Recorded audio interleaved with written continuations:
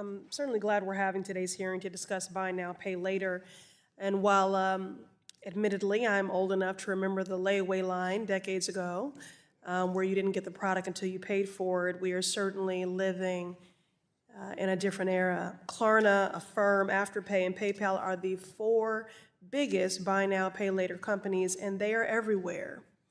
With the simple press of a button on your phone, you can access product immediately and pay for it over time. To me, that does sound like a loan.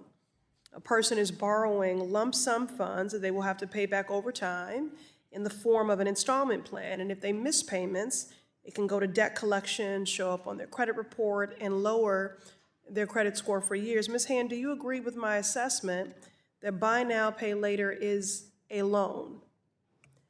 Yes, absolutely. You have basically two models in the marketplace. You have the pay in 4 or sometimes 6, right? You pay back those 4 or 6 payments. There's no fee typically, there's no interest. That might not be a loan under the definition. And then you have the installment product, right? These are longer term. Let's just say you are buying an appliance for $2,500. That would come with actual interest. Let's say the interest is 24% or 36%. Over a 24-month period, a consumer for that product is going to be paying not $2,500 for the product. The effect of that APR over 24 months is roughly $1,070. All right then. And Ms. Ham, before the Trump administration rescinded guidance, the Consumer Financial Protection Bureau, and I want to underscore Consumer Protection Financial Bureau, took important steps to ensure proper treatment of these loans, like the ability to dispute charges and to obtain refunds.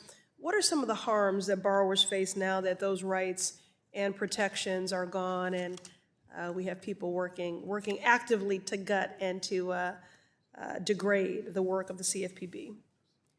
Yeah, it's quite alarming to see a marketplace evolving, frankly, in a way it should have been for the last 20 years to provide more access to different products to consumers, at the same time that the Consumer Protection Regulator has shut down enforcement. Examinations of financial institutions aren't happening. This is alarming, and this is not the way a healthy marketplace is supposed to operate. What this means is the only ability is perhaps states who are actively looking for patterns and trying to regulate these products. State by state regulation should not be our default. We need strong federal floors to protect consumers. And just with a quick yes or no here as my time is leaving us, do you think buy now, pay later companies are being transparent enough to ensure consumers know what they are signing up for? They could do better. Okay, thank you. Even when buy now, pay later lenders are operating with transparency and following truth in lending laws, we must acknowledge that these fintech innovations do not get at the root problems. It's wage stagnation that leaves the young parents unable to keep up with the rising cost of living for their family.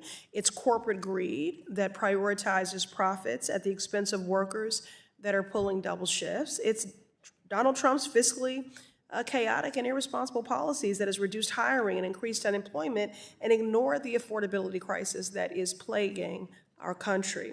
While fintech may help stand in the gap, people don't want to just get by. They want to thrive and prosper and achieve their dreams. So Congress must get serious and fight for the people, not the corporations. I yield back.